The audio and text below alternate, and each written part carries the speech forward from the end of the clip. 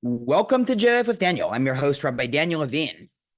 Okay, well, we're sitting here a couple months after the end of the 2023-2024 school year, and I've had about 6 weeks to sit and collect my thoughts really about the bigger picture questions about the Jewish community, Jewish life on campus, Israel, Zionism, all the fun and difficult conversations that the Jewish world has really been plunged into post-October 7th. So in this podcast, I'm just going to go over a couple of big picture questions that I've been thinking about. I want to paint a lot of tensions regarding difficult questions that I think both Israel and the American Jewish community are really going to have to contend with over the next couple of months. And hopefully I'll lay a bit of a framework and outline for some future podcasts and a new class series that I'm hopefully going to be starting soon. Needless to say, October 7th really has elucidated a series of foundational questions that I think the American Jewish community has sort of been immune from over the past 50, 60, 70 years. Another way to think of this is if we take a step back in the post-World War II era in America for American Jews, we've had sort of a vacation or a break from Jewish history. What I mean by that is virtually every other Jewish generation throughout history has experienced virulent and rampant anti-Semitism. Now, that's not to fall into the trap of thinking that the last 2,000 years of Jewish history is just one sad event after another. There were, of course, golden ages of Jewish history. There were bright spots. But the last 60, 70 years of American Jewish history really was an extremely unique time in the course of Jewish history. Judaism and the Jewish community in the 20th century went from, of course, one of the darkest times, not just in Europe and the Arab world, which you know with the Holocaust and the subsequent expulsion of Jews from the Arab world after the foundation of the state of Israel, but even in America, for American Jews, things were not great in the early 20th century. Jews were, of course, barred from living in certain neighborhoods, from shopping in certain areas, from joining certain country clubs. There was quotas in different colleges. These are all things that, just quick Google searches can find. And at the early 20th century, America decided to close its borders, knowing that that would disproportionately affect Eastern European and eventually Western European Jews needing to flee persecution. And so there was, of course, rampant anti-Semitism in America in the early 20th century. But by the post-World War II era, that had seemingly dissipated. And the American Jewish community was able to make the argument to the wider American community that Judaism and Jewish identity is an integral and inherent part of an American identity. The term Judeo-Christian, which now is, ripe with controversy for a whole variety of mostly good reasons, in my opinion, the Judeo-Christian idea really was a product of the post-World War II era of Jews basically making the case. This was a case that liberal Jews were making in the mid to late 20th century of saying, hey, the Jewish tradition is very similar to the foundational Western Christian, whatever we want to call it, tradition. And so from about 1950 to really one can say 2023, Jewish life in America was going through a golden age that is debatably on the wane, debatably over. We've discussed this in the podcast in the past, and this is probably not going to be the last podcast about Jewish life in America. I'll get back to this in about 15, 20 minutes, but that is some of the big questions that October 7th has really brought out. And I want to start with just the shocking, not shocking from a intellectual perspective, because anybody who studies Jewish history understands the potential for anti-Semitism, but shocking on a personal experience situation, the level in which people believe lies about Jews, Judaism, and Israel is absolutely incredible and perhaps unparalleled with any other community. You fully have wide percentages of people, both in the West, throughout Europe, throughout the Arab world, believing that Israel just has a foundational interest in killing just as many Palestinians as possible. You have people that fully believe that there is no Jewish history in the land of Israel, that all of it was just made up, and the only connection between Jews and the land of Israel is 19th and 20th century colonialism by a bunch of white European Ashkenazi. You fully have feminists and progressives and activists that a couple of years ago were telling us during the Me Too movement that we need to believe all women, fully denying all of the rapes that are being discussed very difficultly, by the way, by Israeli women and even Israeli men that they experienced both on October 7th and also in Hamas captivity. And just the sheer level at which all rational thinking, all values seemingly go out the window when Jews are involved really allows us to, I think, be humbled and almost re-enter Jewish history. Again, we've been living in a bit of a vacation, a bit of a break from Jewish history over the past 60, 70 years. Now, of course, I experienced anti-Semitism before October 7th. One of the interesting differences, I think, I grew up in the Orthodox Jewish community, and I grew up always wearing a kippah everywhere I went. And I always like to say that one of the interesting differences between somebody who grows up always presenting as Jewish and a liberal Jew who maybe is able to present as sort of white American is the more Jewish presenting, or the Orthodox Jewish community, whatever term we want to use, has always been more attuned to anti-Semitism, right? This is not just a phenomenon of, Orthodox Jews getting punched in the face in Brooklyn, of which there has been much of in the past 10, 20, even 40, 50 years. You can go back and read fascinating articles from the 1960s and 1970s about this, a little bit beyond the scope of this. But even in the neighborhood that I grew up in San Diego by UCSD, it was a very waspy community. And probably once a week, somebody would shout something out of a car window to me and my friends as we were walking home from synagogue. Usually it would just be, F you Jews, or, something bad, never really violent. I don't think that we ever actually feared for our lives. But again, obviously not an ideal scenario. My father, who was at one point on the board of our synagogue, was trying to get an Eruv set up in San Diego. For those who are unfamiliar, an Eruv is a string that goes around the neighborhood that allows Orthodox Jews to carry objects from one house to another. Whole variety of, entire other conversation about the history and logistics about that. But needless to say, it requires hanging up a really invisible string around the neighborhood that you wouldn't know was there unless you were consciously looking for it. For those who live in Irvine, there is the Eruv. You can see it depending on where the sun is shining, right along University Avenue in Culver, right? It's right there. Even trying to get that Eruv put up was met at city council meetings with, anti-Semite after anti-Semite, basically saying, we don't want this because it's going to attract more Jews to the neighborhood.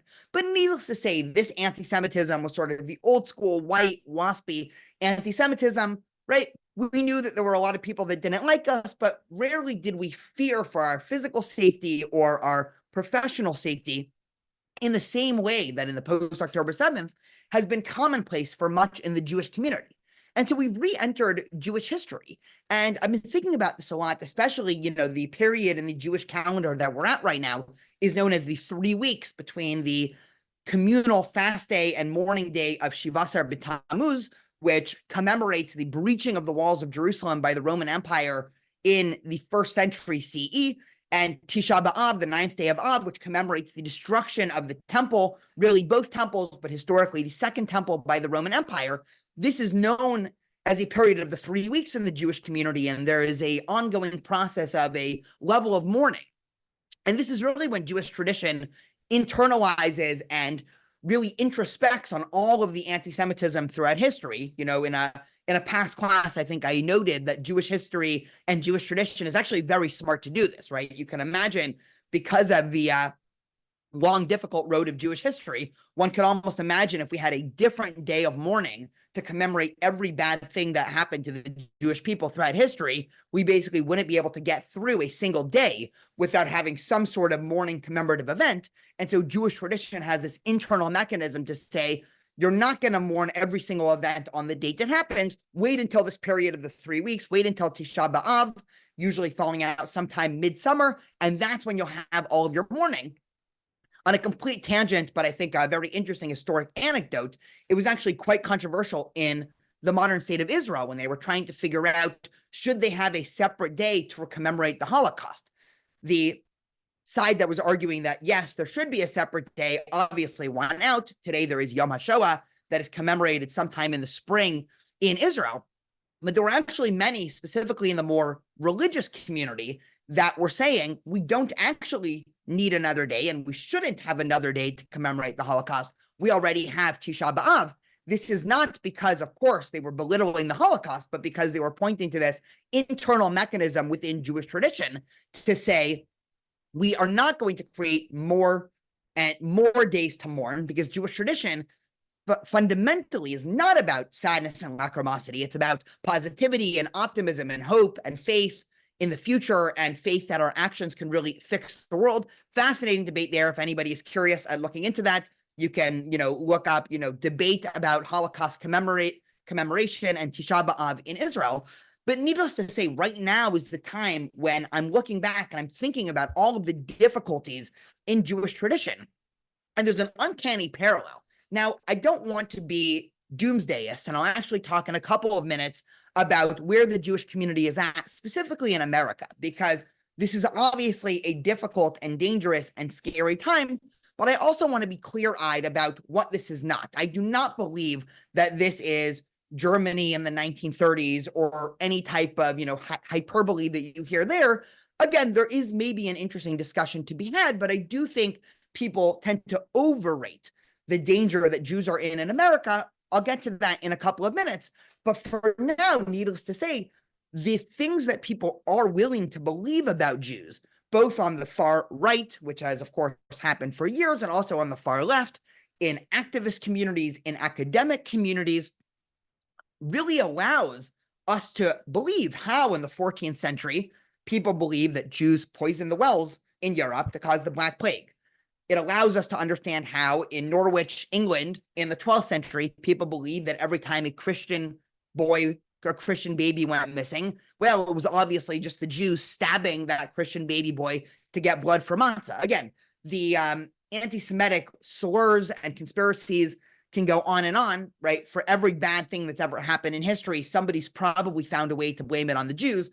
Of course, media, of course, finance, of course, politics, all of those things. Granted, the ease at which, again, people believe these smears about Israel and these lies about Israel, not criticism of Israel. I'll get to criticism of Israel in a second, but really foundational smears of Israel that are rooted in conspiratorial thinking does allow me to understand what the Jewish community was up against in the medieval ages, what the ancient Jewish community was up against, what Jews in, say, 1960s and 1970s Soviet Union were up against, what Jews in Nazi Germany were up against, what Jews in Eastern Europe at the end of the 1900s, early 20th century were up against. Not to say that I'm experiencing, or any of us are experiencing, the same type of physical and even, emotional, or whatever you want to call it, danger. But it is the same type of thing where people are able to seemingly say whatever they want about Jews, Judaism, Israel, Jewish peoplehood, Zionism, Zion, whatever you want to call it, and have people unquestioningly believe that and then mobilize up against it. Now, again, there are some, thank God that we have some interesting, some powerful Jewish shields against this in the 21st century. Most obviously is the state of Israel. We'll get back to this in a couple of minutes, but Zionism has been proven time and time again as a proof of concept. In other words, whenever there's an uptick in anti-Semitism, especially throughout the world, especially in the diaspora, that is a proof of concept for Zionism. I'll explain why in a couple of minutes, but unlike 11th century England, 12th century Spain, 13th century Germany, right? You can pick and choose your historical time period, and I can point, 100 anti-Semitic things that happened within that century. Unlike all of those times, where the Jewish community had basically zero recourse.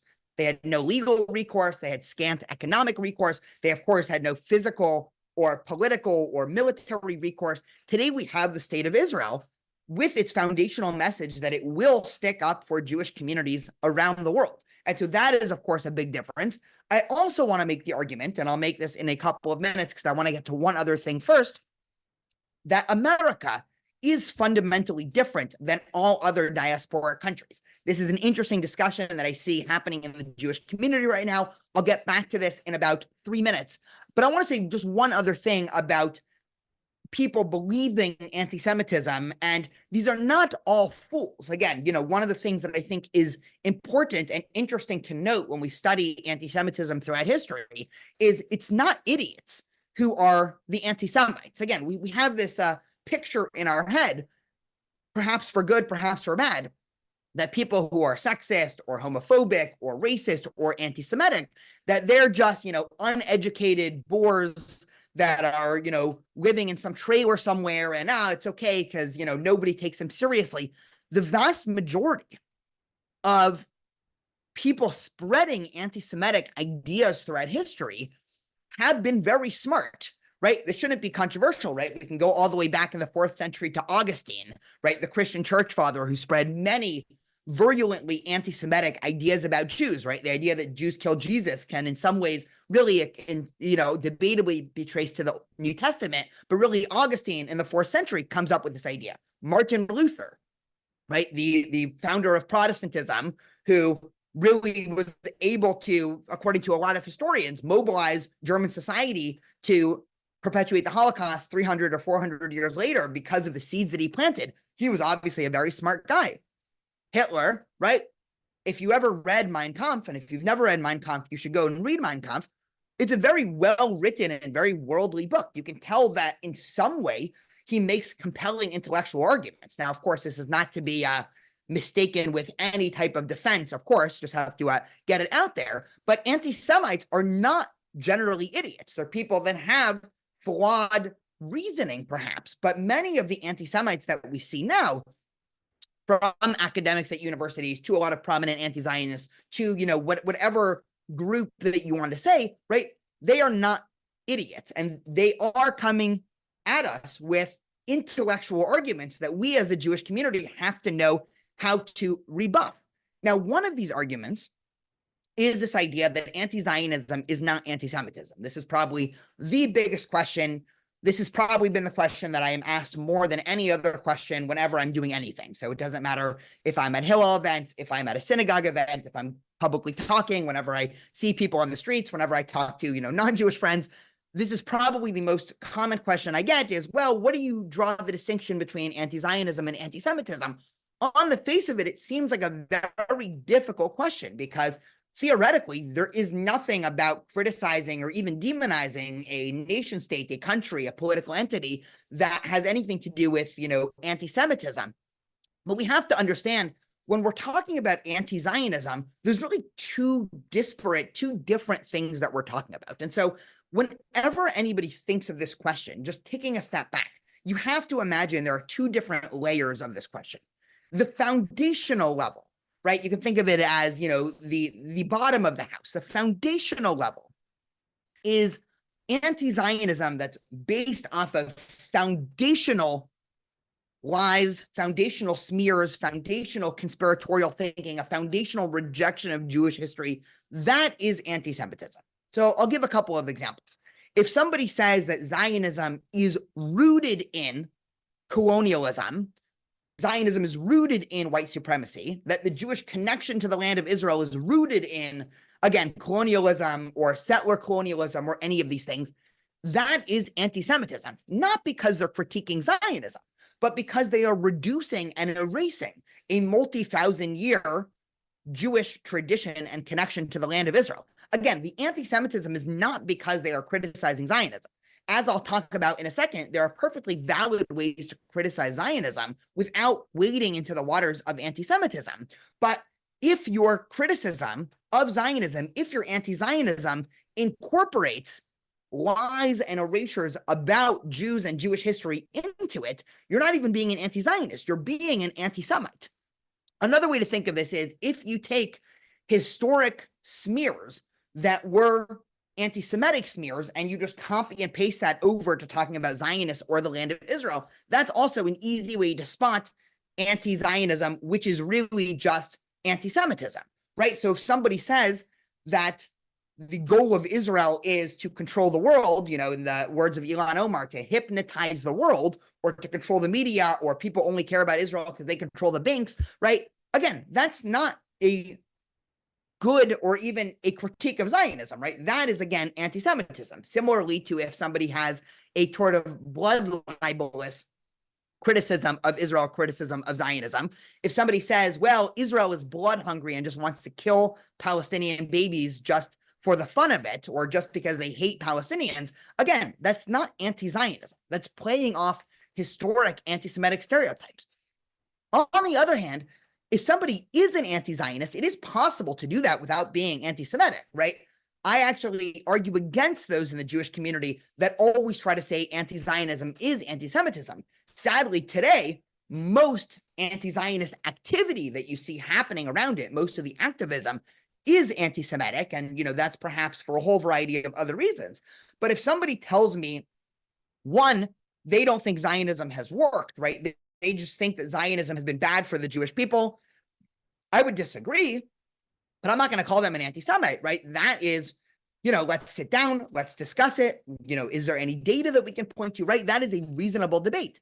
If somebody wants to say that Israel has done terrible things or that Zionism has condoned terrible acts in history, right? Again, some of that I might agree with, some of that I might not agree with. But again, that is a debate that is rooted in policy, that's rooted in history, that's rooted in data. And that is, again, a very reasonable conversation to have.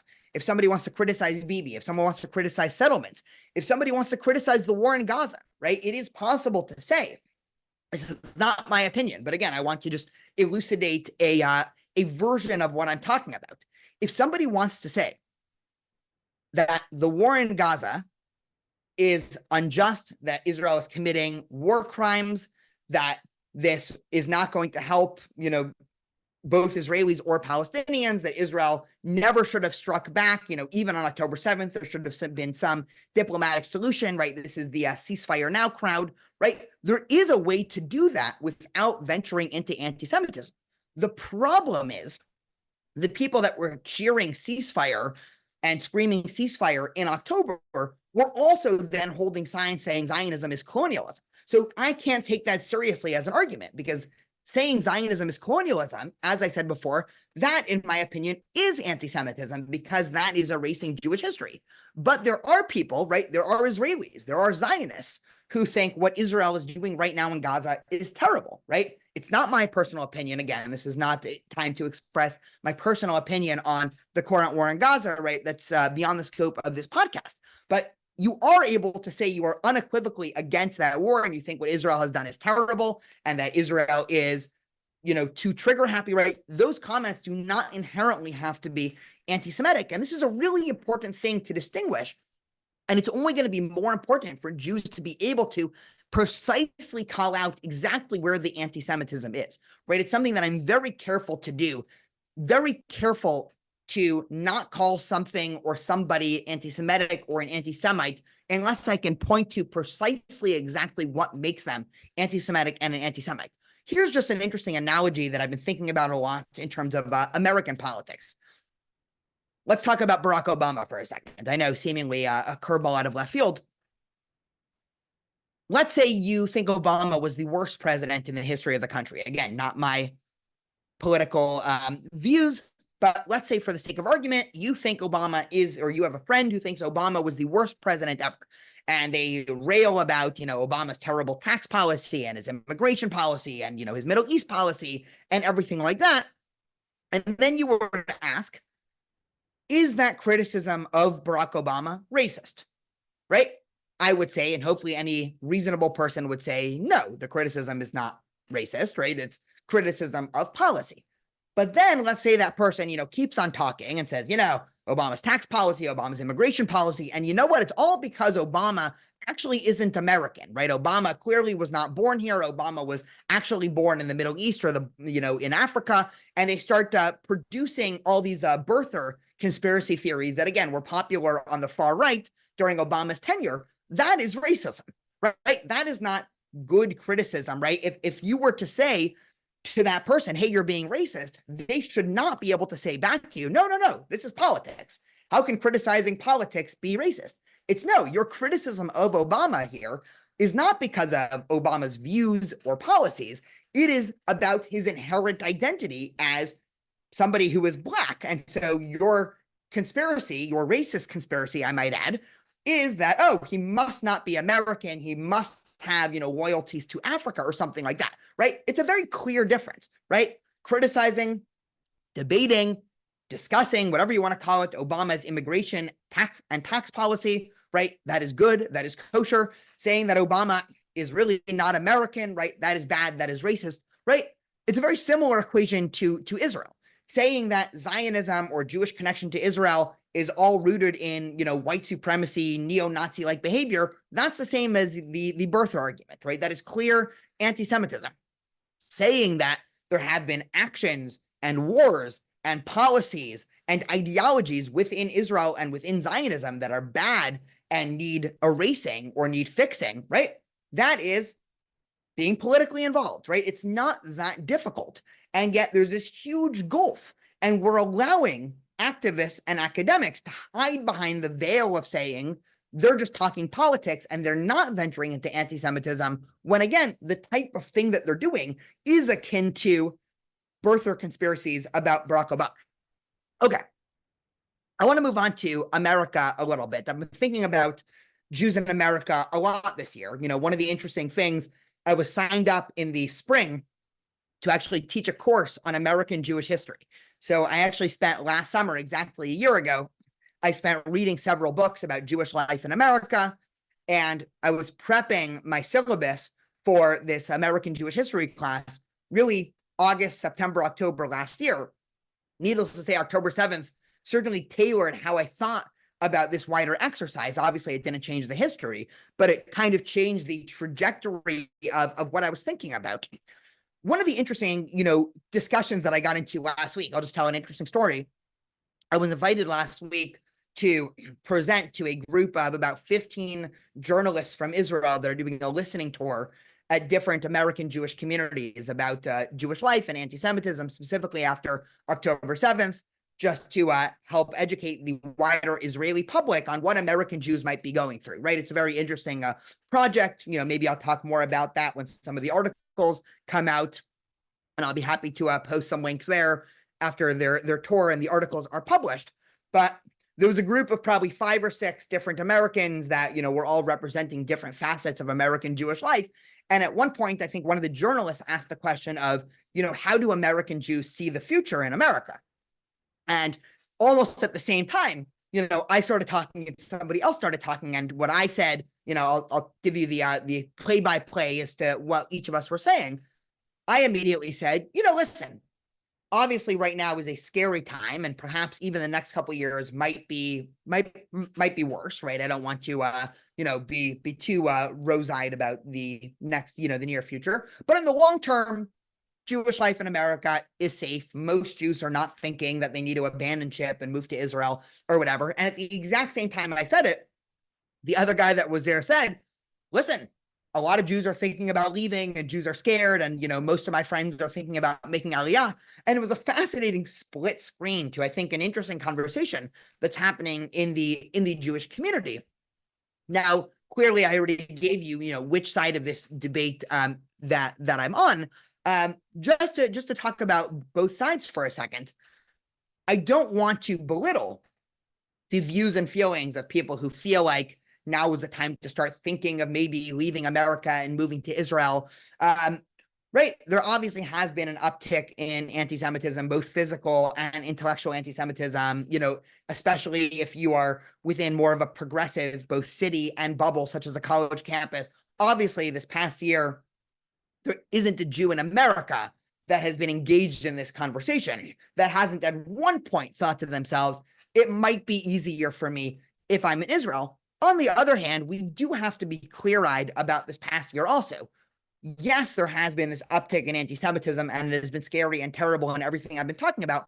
On the other hand, Jews as a whole are still doing relatively well. There's not mass violence against Jews breaking out on the street.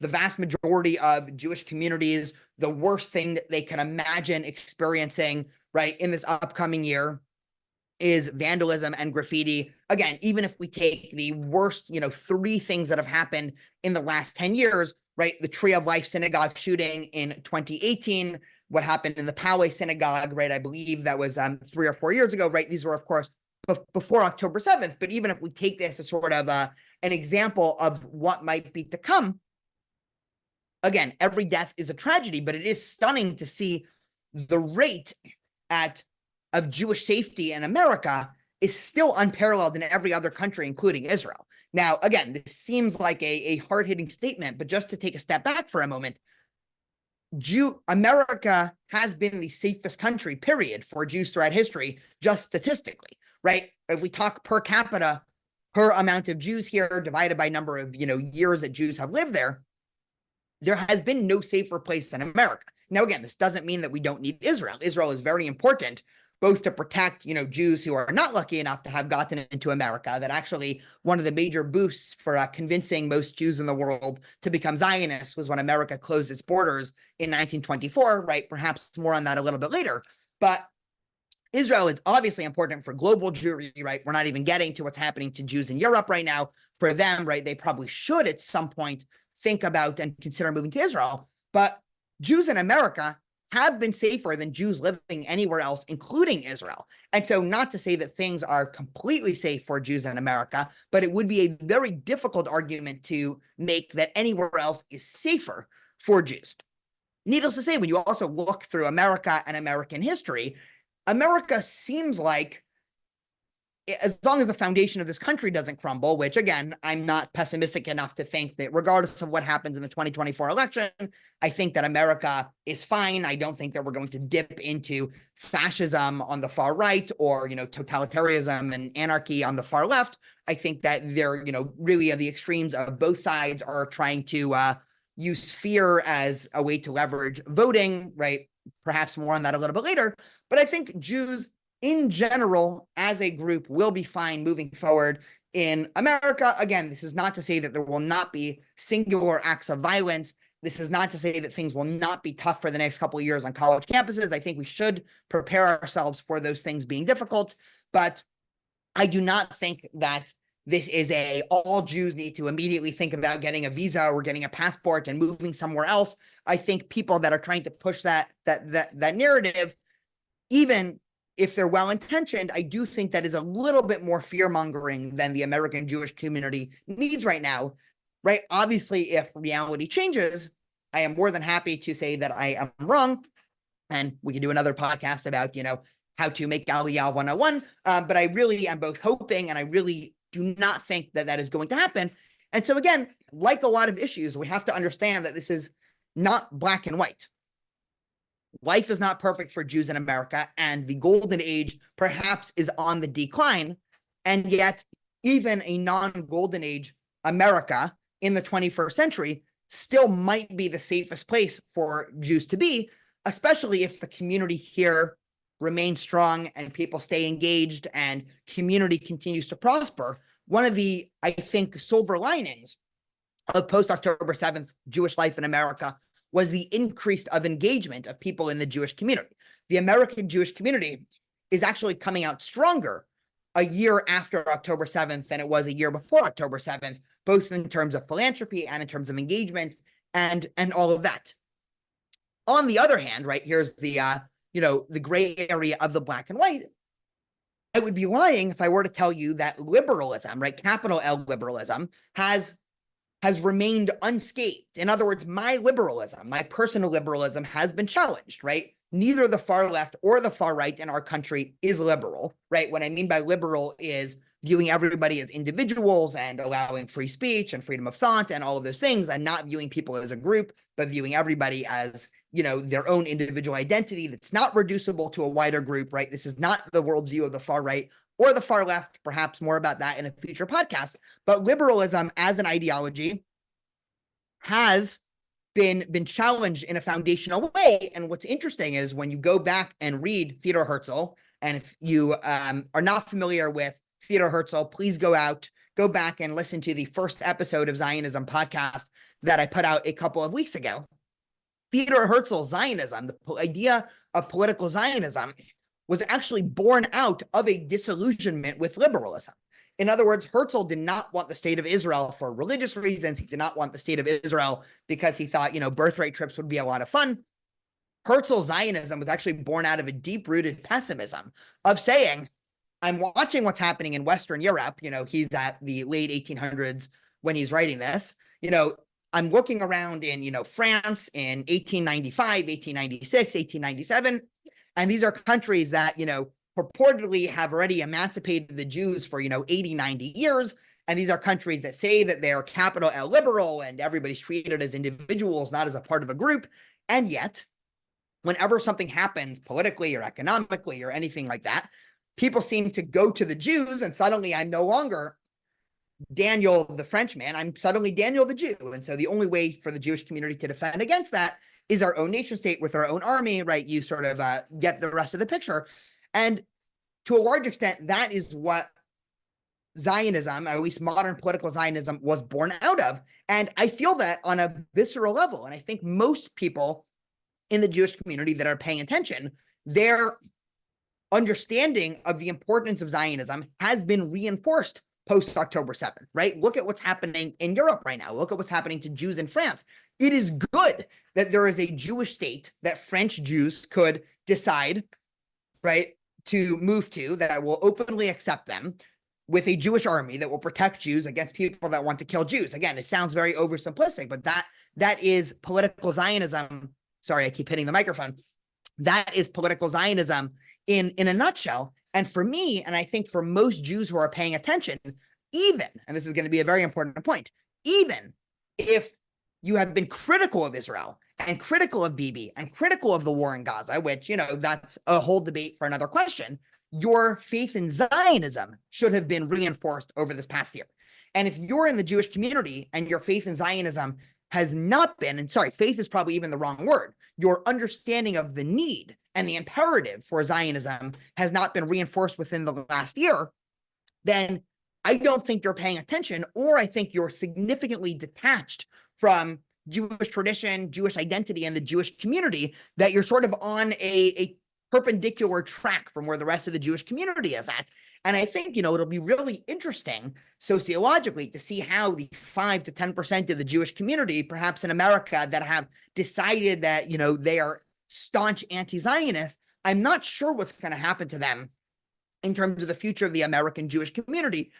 I'm not very optimistic on the ability for anti-Zionist Jews to survive as their own sort of micro community in America. I think they'll probably all assimilate within 2 or 3 generations. Again, you can quote me on that in 2 or 3 generations. We can go back and check this podcast and see if I was right or wrong. But even if your criticism of Israel has gone up in the last 8 or 9 months, your belief in the inherent need for Zionism should have also gone up. And if you don't understand the difference, take some time to understand that Zionism is not reducible to the history of Israeli policy. Now, at the same time I'm saying this, there is a need to criticize what's going on in Israel, because if you've been paying attention to the news for the last couple of days, there's been absolute chaos in Israel.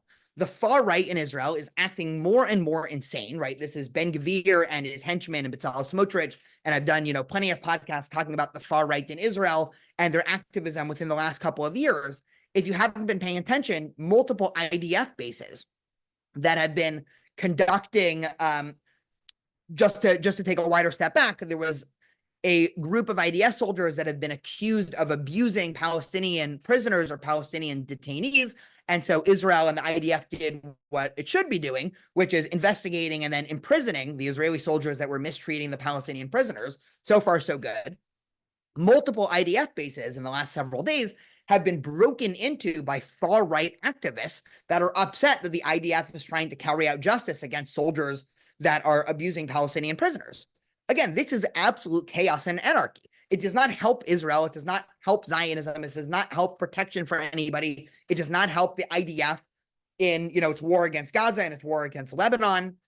When you have far-right activists and, perhaps even militias breaking into IDF bases, right? Imagine how much resources, both physical military resources and also just media resources, it takes to cover this when this is happening, as opposed to, again, the actual resources that are needed, say, in the north, when Lebanon continues to fire rockets and missiles at civilians in Israel. And again, we do seem to be gearing up towards a new chapter in the wider Israeli-Arab conflict, let's call it, with Israel and Hezbollah, entering into a new chapter after the missile hitting the soccer field in the Druze village in the Golan Heights, killing, I think now the count is 12, it might be 13 children who were just playing soccer.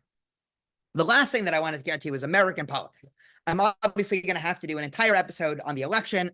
Somehow it feels like the election is in 2 days, even though it's in multiple months.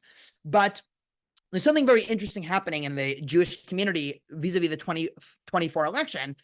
Republicans are really going to try to make an argument, and I'm going to say this irregardless of who I'm voting for and my own, political ideas and everything like that. So you could put that aside. I'm making what I believe to be objective observations. Again, if you disagree, message me or leave a comment or anything. I'll, of course, get back to you and we'll certainly answer.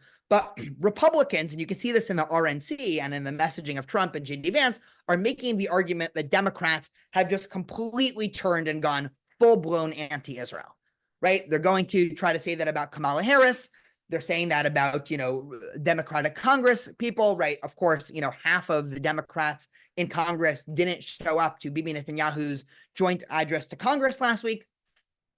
I would hesitate to be convinced by this Republican, right? I'll call it propaganda. That might be a little bit too harsh of a word. In other words, I don't think it is true to say that Democrats and Kamala Harris have gone full-blown anti-Israel. Now, they might not be as rah-rah pro-Israel as some would like, and I'll be honest, there are statements that Kamala Harris has said that I find troubling, but she is still pro-Israel. I'll still defend the idea that Kamala Harris is a Zionist. She is certainly pro-Israel. I've heard Kamala Harris speak many times in the past. She showed up to AIPAC conferences that I took students 2 years ago. Kamala Harris is certainly pro-Israel. And again, it is a difficult wrench of how to deal with Bibi Netanyahu, right? We didn't even talk about the dynamics within Israel of Bibi coming and speaking to Congress. Just because somebody like Kamala Harris didn't show up to Bibi's joint address to Congress doesn't mean she's anti-Israel. She might be anti-Bibi, right? Maybe it's becoming increasingly difficult to, tether out those two claims. I'll also say, J.D. Vance, the vice president, Trump's vice president pick, also didn't go to the joint address of Congress.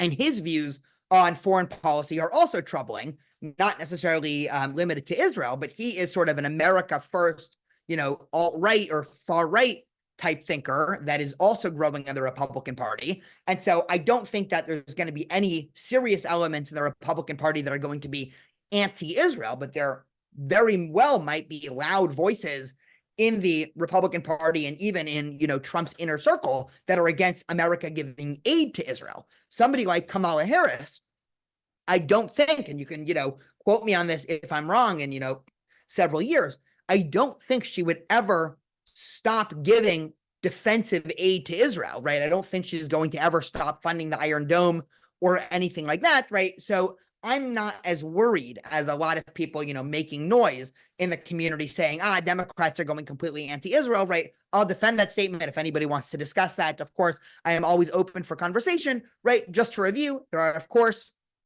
things that have troubled me in terms of what Kamala Harris has been saying about Israel.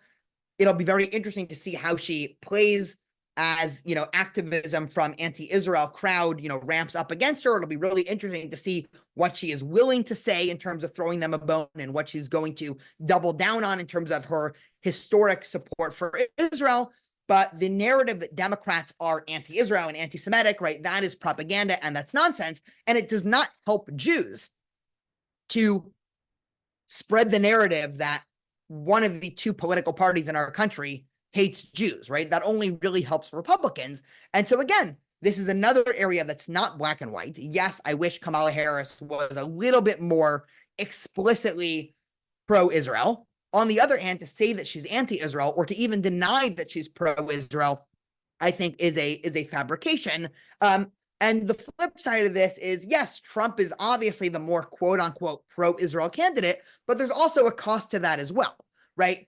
One, Trump is certainly going to alienate, mainstream liberals and moderates that are still, again, you look at polling and most Americans are still on generally Israel's side over, of course, Hamas or, in this wider conflict. And so, everybody's going to have to make their own equation. And even if the 2024 election was just about Israel, which of course it's not. There's about 15 issues that are much more important than Israel for the average American voter. I'm not talking about for the average Jewish voter.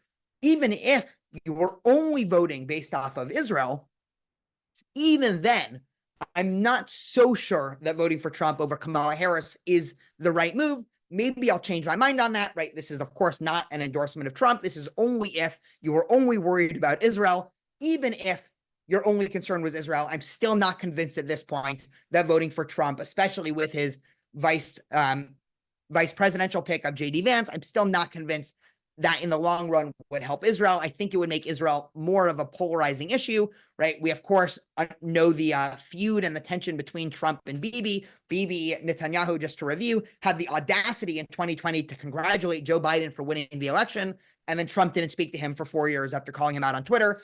And so there is definitely a lot of tension there, right? So that said, it'll be very interesting to see how both Republicans and Democrats play this over the next several months. And of course, we will be doing a lot more discussion, and hopefully I'll be able to bring in interesting thinkers and experts about American politics, especially as this issue of Israel spreads. Again, thank you so much for listening. If you have not subscribed or rated this podcast, please feel free to do it, as it really helps other people find it. And I hope you're having a great day. Stay tuned.